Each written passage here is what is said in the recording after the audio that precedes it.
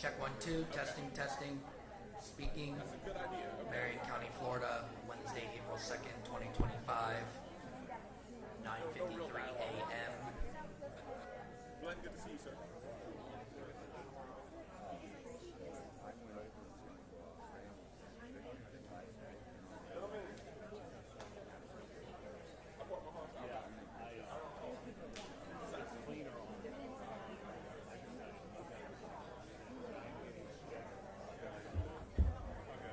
Okay, final thumbs up. Okay. Good. I know we're good on the end. Good. Okay.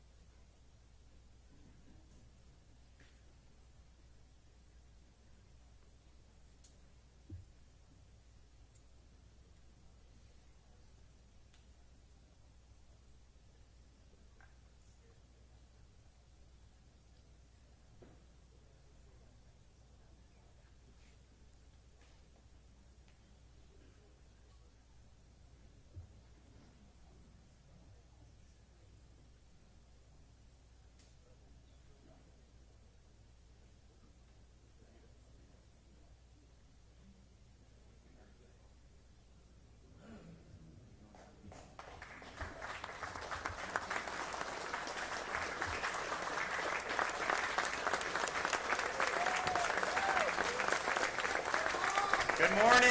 Thanks so much. Oh, please be seated. Thanks so much. It's great to be back in Marion County. I want to thank Billy Woods for hosting us, and thank you for everybody that we have here today. We've got a good announcement here, and shows that we're going to continue to make progress on some of the things that we've said. And we've said since the time I was governor, we're a law and order state. We're going to support law enforcement, people that wear the uniform, and we're going to make sure our laws are enforced. And we're never going to let the inmates run the asylum in our state. And that's what's happened, and that's the right thing to do. But you've also had the backdrop for a number of years recently where other states and cities around the country, they were doing the opposite. They were blaming law enforcement, treating them poorly, lax laws that really benefited repeat offenders, and you saw their cities decay as a result of this. Prosecutors wouldn't prosecute folks, letting people out. So that created a situation that was really intolerable for a lot of people. Heck, that's part of the reason people have moved to Florida. When people would come over the years, the realtors who'd sell them a home, why'd you come? And you'd think taxes, a few years ago you'd think, want to get out of the COVID nonsense from some of these other states. You'd think some of the stuff on education, and all those were true. But the number one thing they would say is they wanted public safety, and they weren't getting that where they were, and then they knew that they would get that here in the state of Florida. Well, one of the things, as this was happening, we saw an opportunity for our state to capitalize off the bad policies of those other jurisdictions in a way that benefited Floridians, and so we started the Law Enforcement Recruitment Bonus Program that provides $5,000 to all new recruits to all of our law enforcement agencies in the state of Florida, not just sheriff's departments, police departments, and our state agencies, whether it's FDLE, Highway Patrol, you name it. We saw an opportunity that if you're being treated poorly in San Francisco or New York City or all these places, then you come to Florida, $5,000 to start, but then more importantly than that, you'll be in a community that supports your mission. But we also wanted to apply those bonuses to folks in Florida who are new to law enforcement. It had been frowned upon in a lot of these other states, denigrated as something that you shouldn't want to do. And honestly, if I was treated that way in some of these other states, I wouldn't want to do it either. But in Florida, we wanted to send a different message to say, no, we reward this career choice. We think this is a noble calling, and so if you're doing it, maybe you're doing something else. If you decide to go into law enforcement, whether it's at a sheriff's department, police department, state, you're also eligible for the $5,000 bonus. So I think it's been really successful in both of those ways to recruit people from other states, but also to channel more talented people, continue to channel talented people into law enforcement in the state of Florida. And the $5,000 is nice, it's helpful, it doesn't go as far as it used to before we had all the inflation, but it is helpful. But I think more than that, people, when they see you get a $5,000 bonus, it just sends a signal that state of Florida has your back, and that is probably more important than the money for folks, and we're proud to be able to be there. So we are here today. We're going to be able to announce a new round of checks that are going out for the new recruits. But at first, I would just like to say, you have the legislature in session now. There's different things on this budget, that budget, all this other stuff. We have allocated in our recommendations pay increases for more than 4,700 state sworn law enforcement officers, as well as 730 state firefighters. 20% increases for entry level and 25% increases for veterans under this proposal, and that's like Highway Patrol, FDLE, all those. Now, obviously, we don't set the budget for the local. That's you guys, but we do for state, and I think that's something that is warranted. We've been sending Highway Patrol to the border under Biden to help, and some of our FDLE. Now we have all those agencies are working with ICE to do immigration enforcement, and we're leading the country in that. So, as well as normal duties. So this is something that's really, really important, and it's got my full support to be able to get that done. But we're here today because we've reached a new milestone in our Florida Law Enforcement Recruitment Bonus Program.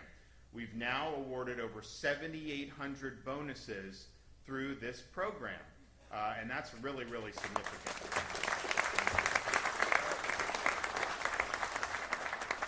And so we have about 700 checks in the mail and on their way to new law enforcement officers across the state in this most recent tranche.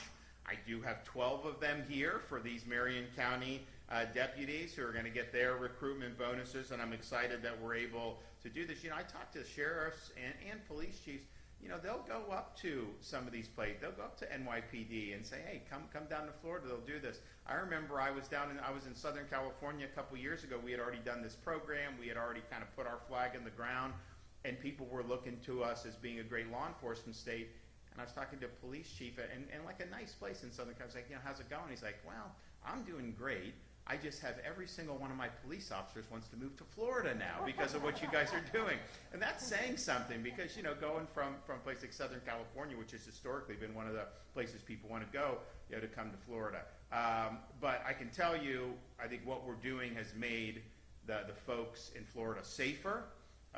Our support at the state level, like I said yesterday, we had the sheriffs for the Hope Florida stuff. You know, I could have the greatest policies at the state level. You got to have folks on the ground who are doing it, and our folks do it very well here. Our sheriff's departments, our police departments. But you can have great sheriff's departments, police departments. If you have leadership that's trying to undercut you, or in some cases even stab you in the back, like you see in some of these places, then it's going to be very hard. So it's really a team effort. We've set the leadership and the policy. There's been great execution at the local level, and Florida's better off for it. But it's also set a tone that's gone beyond the state of Florida. I mean, I remember I was a couple years ago. I'm in San Francisco, walking, and this was kind of like a thing. I had cameras. We were like profiling, like what happens when you have really bad policies. You know, they talk about the defecation on the sidewalks and stuff. Literally, I was there 5 minutes and I see it. And then when you see it, it's kind of jarring because you're not used to seeing it. People just using drugs in the middle of public, and so it was kind of jarring. And so, you know, I'm walking the street. I got some cameras, so people kind of knew something was going on. Some of the kind of run-of-the-mill San Franciscans recognize me. Some of them may have had some choice words for me, but you know, it's a liberal city. What are you going to do? So that was fine.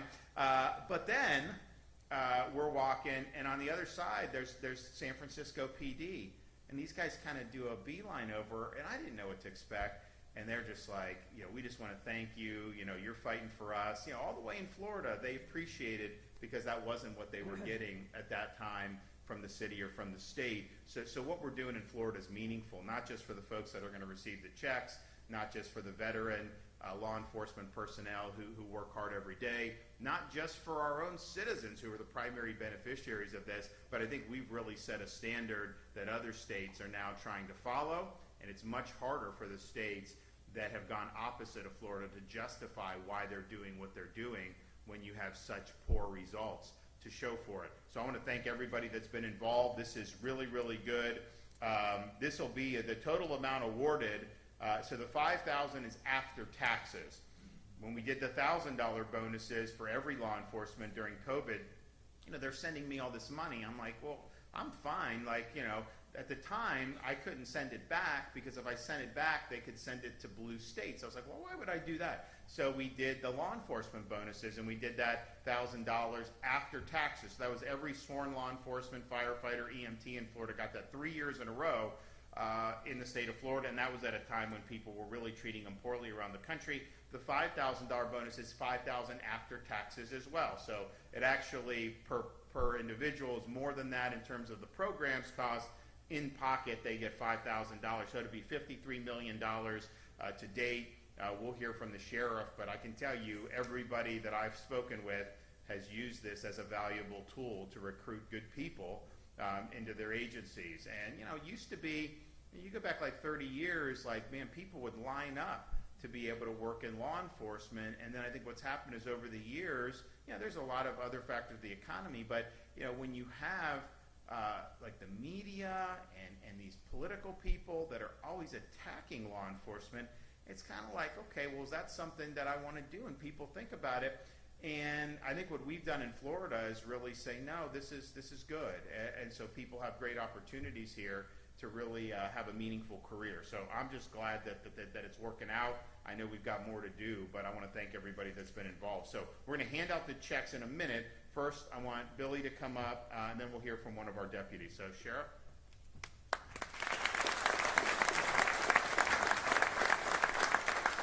Thank you, Governor. First of all, for the visitors here, welcome, and also, I know this will come to surprise, welcome media. I'm glad you're here.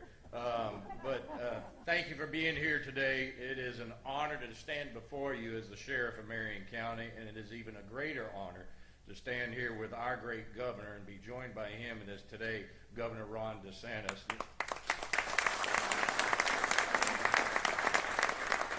Governor, on behalf of my entire office and the citizens of Marion County, I want to extend our deepest thanks for your continued support for law enforcement, not just in words, but in real actions.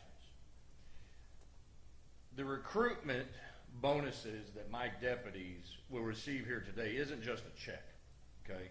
It's a statement. It tells the men and women in uniform that their choice to serve and protect matters. Now, the governor's right. Now, we sheriffs talk about it all the time. Bonuses like this, initiatives like this is what helps us hire individuals. He's absolutely correct. We send them all over this nation. My recruiting team is here. My recruiting team, I told him a few minutes ago, I've sent them to New York. I had them plant a flag right there on their front doorsteps and said, hire them as they walked out the door. So it works, Governor. It definitely works. You know, that commitment and sacrifice are seen and valued by the highest levels of leadership in this state. Now, media has heard me sometimes talk about this, and other times I've had the opportunity to get up in front of cameras. But I always say, the state of Florida is a cut above any other state, okay? It's as simple as that. We are. Reason is because of the leadership in which we have. The leadership we have in a governor that recognizes the safety of his citizens in the entire state. The leadership in our legislation, in the House and the Senate, from our President Albritton and the Speaker Perez.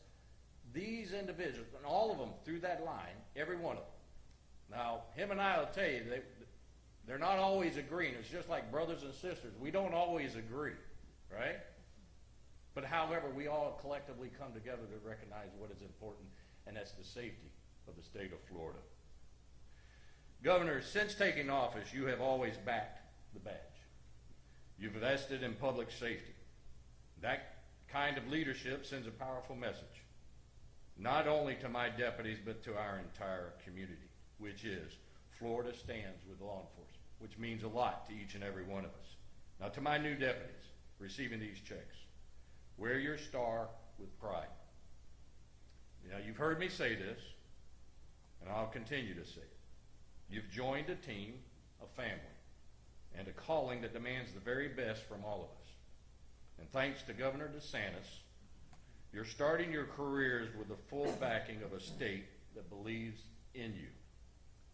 Governor, thank you again for your steadfast commitment to public safety and for helping us build a stronger, safer Marion County.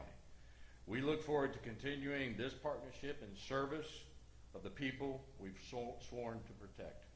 God bless you, and God bless this great state of ours.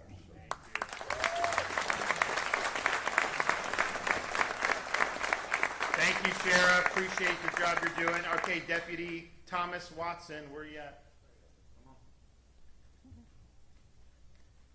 Thank you, Sheriff. Thank you, Governor. When I first received the call from Major Polford, I seen his name come up on my phone, and I thought, I'm either in a lot of trouble or I did something really good, or he's calling to find out why I wasn't in the gym that day. We didn't talk about the gym, and I haven't decided if this is a punishment or something good.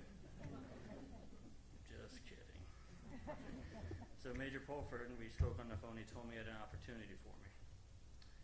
He asked if I wanted to take this opportunity to speak, and I'm not gonna lie, I'm terrified of public speaking, but this is an incredible opportunity.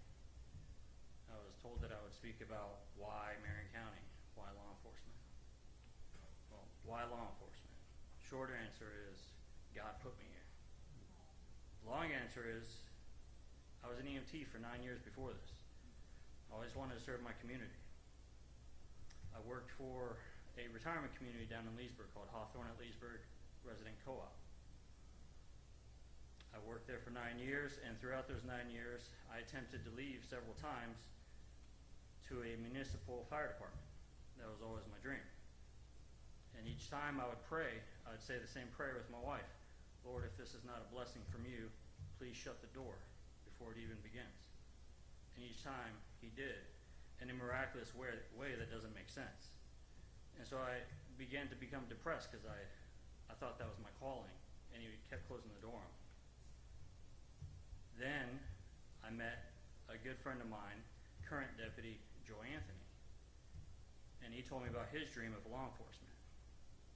In his home country, he could not because his parents would not allow him.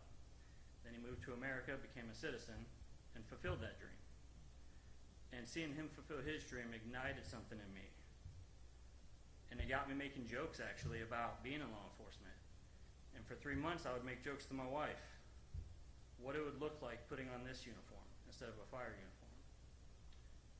And we'd watch TV, Hawaii 5-0, SVU, and I know it's not the same, but I would just sit there and watch it, and I would just make jokes. Hey, that might be me. Then after 3 months, I looked to her, I said, what if? What if this is God's plan for me? And she said, you're not joking, are you? And I said, no, I've been praying for 3 months. And so we prayed together for 3 more months. Then one day I was at work and I'm praying, Lord, if this is the right path for me, tell my wife, because she'll tell me. I kid you not. I say amen. She texts me. I don't remember the exact text, but it was to the effect of, honey, I know that there are dangers with this job. You will be shot at, possibly killed, injured. People will hate you, disrespect you. But I have a peace from God that he's going to be with you through the whole time. And so in that moment, I could do nothing but lift my hands up to the Lord and worship him. And I submitted my application in that moment. That's why law enforcement. Now why Marion County Sheriffs? Well, first they sponsored me to go through, and that's a big thing for me. I'm married. I have 2 kids. I have a family to think about. I couldn't just upend that and the good pay I was receiving at my last job. But they sponsored me. Even though it was a huge pay cut, I could see the light at the end of the tunnel and the beginning of prosperity. The academy was 6 months long. It was hard at times, seemed impossible. But my wife would constantly pray over me and bless me. Secondly, Ocala, Florida is my home. Marion County, I was born here, raised here. Went K through 12 here. Graduated from Vanguard High School. Marion County Sheriff's Office is known throughout the community. Some good, some bad. It's just the way it is. Mostly positive, though. Almost everything I've ever heard has been positive from members in my church, including my pastor, my friends, my family, but more importantly, deputies that actually work here. And they all say the same thing, that Billy Woods is an amazing sheriff that genuinely and sincerely loves and supports his staff. And having that support is paramount in this job. And that's why I chose Marion County Sheriff. I'll leave you with this. My Lord Jesus Christ says in John 15:13, greater love hath no man than this, that a man may lay down his life for his friends. Thank you.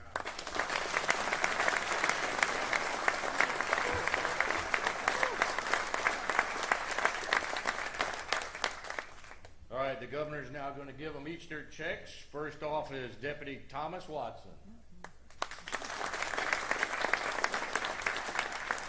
Deputy Courtney Cole.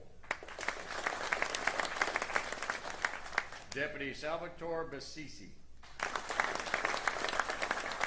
Deputy Wade Young. Deputy Antonio Gibbs. Deputy Kenneth Stevens. Deputy Maynard Kenton. Deputy Brittany Knight. Deputy Michael Minu. Deputy Giovanni Rodriguez. Deputy Keith Brickman. And Deputy Gage Clements. And Governor, two of them, one's a Marine and one's a Navy. Okay, good deal. Well, thank you. I always say to the Navy and Marines now, since December, I guess 8th, is it's good to be on the winning team in the Army Navy game for a change, because we had a few years where we weren't doing so hot. But I think you can see, we've got great quality individuals that have participated in this program. Sheriff Woods have used this program to better their organizations and ultimately to keep their communities safe, and that's what it's all about. So I want to thank everybody that's been involved in establishing and continuing this program. It's really made a difference, and I know that it's changed a lot of lives of the folks. And I don't know if you guys have anybody, but I've never met anyone that made the trip to Florida to work in law enforcement who regrets it. So once you find someone, let me know. Okay, we got any questions? Yes, sir. Hey, Governor, you're in Marion County, so this is an important question here. Do you support that bill that decouples live thoroughbred racing from gambling in Gulfstream and Tampa Bay down? I have not endorsed that bill. I know there's different bills floating around. My practice is typically let's let this thing work through, and then if it lands on my desk, then I'll come out with a decision one way or another on it. I mean, I will say that if you put Florida first, then you're looking to make sure that Floridians can be successful, and the horse breeding is part of our state's culture. It's part of the culture here. I'm concerned with some of the things I hear about these proposals, about what that would mean for the viability of that going forward. But we'll let the process work out, and we'll see how it ends up. Your reaction on the election last night, especially Randy Fine winning the district in 16? Well, what happened with the Randy Fine is exactly what I said. He would win but underperform, and that's what happened. President won that by 30 points in 24. I won it by 35 plus points in 2022. Fine is out there saying he won by the same margin I did. That is a total lie.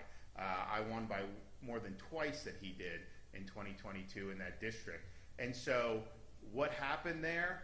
The media is saying, Republicans had to spend money, and they did. They spent millions and millions of dollars. In 24, not 1 cent had to be spent in outside money in this district. Because, well, I don't know if are we actually in that district? I know he's got part of Marion, so it's a little over there. And so the fact that money had to be spent, that's not a good thing. This should have been a going away. And what happened was, but the media is trying to say, it shows. I think the Wall Street Journal said something about this is like an anti-MAGA backlash. I don't think that's true at all for this district. I think you have a candidate in Randy Fine who, one, he's a squish, okay? He supported restrictions on Second Amendment rights back in 2018.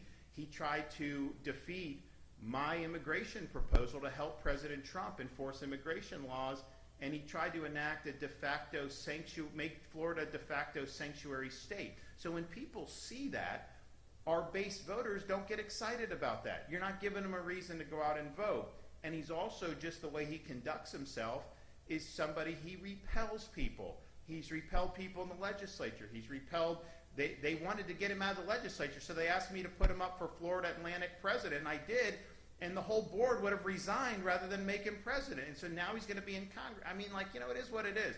So it was unique problems with this candidate that was causing this to be a close race. And I think it was trending to be a lot closer. Then what happened was, they put in a lot of money on the Republican side, $4 or $5 million in a Trump plus 30 seat. They shouldn't have had to do, but they did. And then the president did a couple teletown halls where he said, listen, for my agenda, we need you to go out and vote. So I think the election day turnout was really good for a special election for Republicans in the district. And I attribute that to President Trump's intervention. I think these are voters who didn't like Randy Fine, but who basically were like, you know what, we're going to take one for the team. President needs another vote up there, and so we're going to do it. So I would not read into the underperformance that this is somehow a referendum on MAGA or Trump.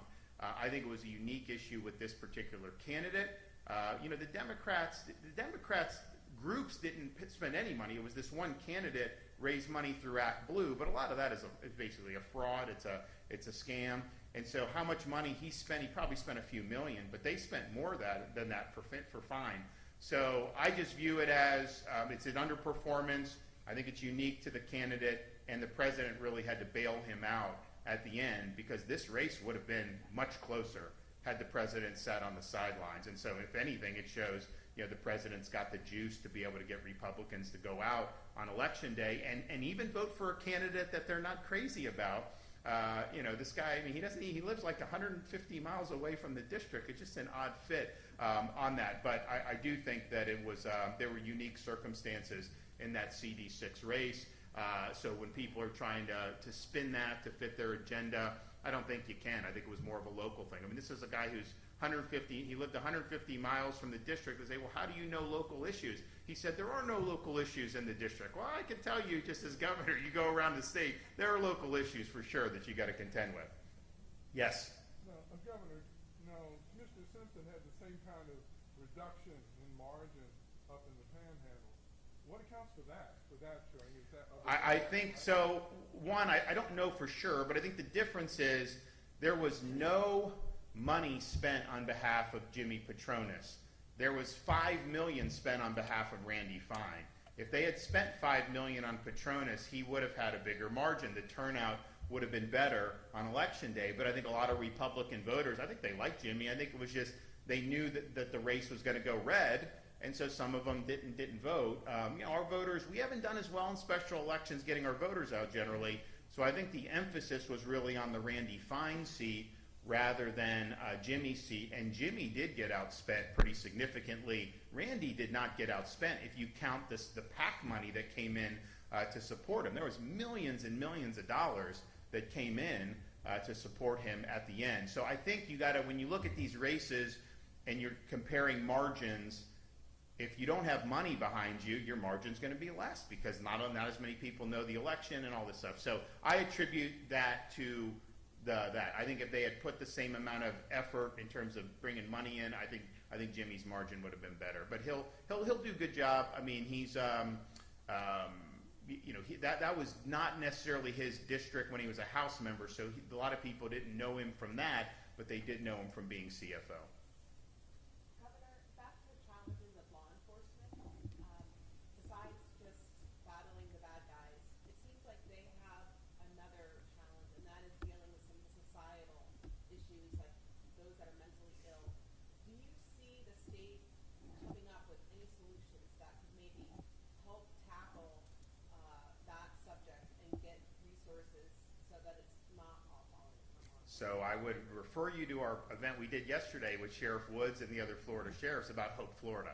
So what we were able to announce is that all 67 sheriffs now have a Hope Florida liaison in their offices. What does Hope Florida do? This was spearheaded by our First Lady, Casey DeSantis, to recognize, and it started with child welfare, but the model is expanded to other areas, that just simply having a government program and having a bureaucrat try to find programs for people to get on and stay on, ultimately that's not expanding that person's horizons. That's not helping them achieve a pathway to self-sufficiency. So her insight was that's more of a Great Society, war on poverty, LBJ, left approach.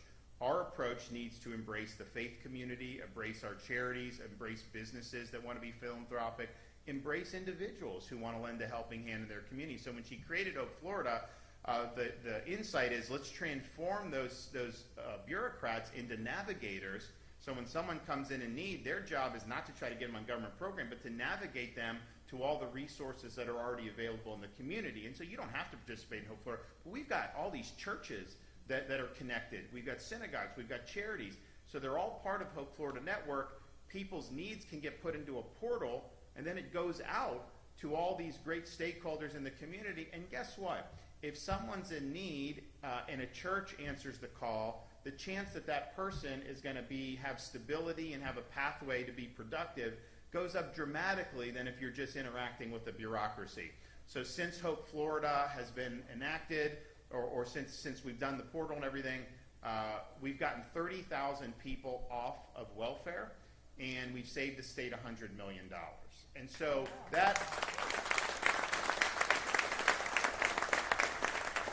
so how that relates to this, so now you have a Hope Florida liaison.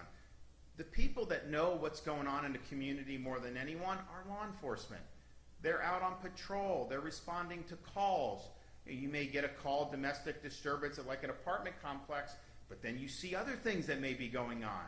And you interact with people that have issues. Well, now you're in a situation where, and I think the sheriff would agree with this, you know, a lot of the people that do eventually end up in law enforcement do have some type of mental health background. Not all of them. I don't even know most, but a lot, for sure a lot. And so if there's an intervention earlier, you could potentially avert that. Well, now with the Hope Florida liaison, you have an ability to find somebody that's in need and to get that out into all these great organizations and churches and individuals who want to lend a helping hand. So the sheriff's departments are going to be really, really critical in this, and that will also mean less work for them 3 years later, because with no intervention, this person may start committing crimes. So I think it's a great model. I think these guys are going to have an awful lot to do. Now, not every county in Florida has the same amount of resources in terms of what the churches are offering or what the private organizations are offering, but we've got a lot to offer in the state of Florida. And part of it, and this is an insight that anyone that's dealt with government kind of gets this. I remember when I was leaving active duty in the Navy, you know, I didn't need anything. I was fine. But like, you know, a lot of people when they're transitioning from military to civilian, it's a big deal. And they don't know. So they give you like a packet of stuff. Now this is, you know, 15, 20 years ago, whenever. And I get this packet. And, you know, like I had advanced, I mean, like, you know, I can understand stuff. And it was like mind-numbing bureaucracy. I was like, how the hell would anyone even know where to go to get help if they need a help as they leave the military in this? Our veterans, they get paralyzed with bureaucracy, all these other programs. And so it's like there's help out there, but people just don't necessarily know where to go. And now when you have this as kind of a hub for all these great resources in our community, and yes, we want to save taxpayer money, of course we do. But more importantly, we just know those other ways are more likely to work and more likely to actually help people. And yes, there's more liberal states that wince that we're enlisting the faith community in this. You know what? What I tell them is go pound sand. These faith communities are part of the way you lift people up. No one's got to go. I mean, if your church helps you, you're not under any obligation to tend that church in the future. Of course not. And no one's even asking that. But, you know, there are people who find themselves in predicaments because they're devoid of something that's really meaningful spiritually. And so, you know, you have folks that can do that, and it's soul craft as well as helping people get involved in society and get back on their feet. So look at that press conference yesterday. We have it on our social sites. First Lady articulated. We had Sheriff Permel, who's the head of the Sheriff's Association, come in and talk about it, and then we had one of our state senators. But I think this is a great model, and I'm not saying it can solve every single problem under the sun, but when you have deputies encountering some of these things, I would imagine if you talk to them, they will encounter situations and see people in community who have not necessarily committed a crime, or they don't have probable cause to think, but they just know things are not going to go well with them, right? Well, you can't arrest them if they haven't done anything wrong or you don't see it. So then it's just you kind of just hope that they're not going to do anything in the future. Well, now you have an ability to have a positive intervention. It doesn't involve the criminal justice system. That involves using the resources in society. So having a liaison for Hope Florida is a huge, huge thing. We now have all 67 sheriffs on that. And incidentally, we're the only state in the country that has immigration enforcement agreements with the Trump administration in all 67 counties in the state of Florida. So we're not a sanctuary state. We don't allow sanctuary cities. But we're also more than just not a sanctuary. We're positively making a difference. We have task force where you have sheriff's deputies, police officers, state, ICE, all this stuff. And the reality is Biden, he opened the floodgates and intentionally brought in a lot of people. There was no vetting on anybody. We have no idea. It also is just a situation where, it creates burdens on society to have so many people showing up. Like, we can't. So this has been really, really positive, but we have all 67 counties, all state agencies, law enforcement agencies, and now we're working through the police departments to have them have this. Now, Sheriff Woods would have done this anyways, but we did do when we did the special session, and the Florida House of Representatives was opposed to me. We eventually got it done, but we said your duty as law enforcement in the state of Florida is to be on the team and to help with federal immigration enforcement. And even some people that are more nominally conservative or Republican, some of those folks didn't necessarily want to be involved in it. And so we have a duty. We had the Fort Myers police did an agreement with ICE, and the city council wouldn't approve it.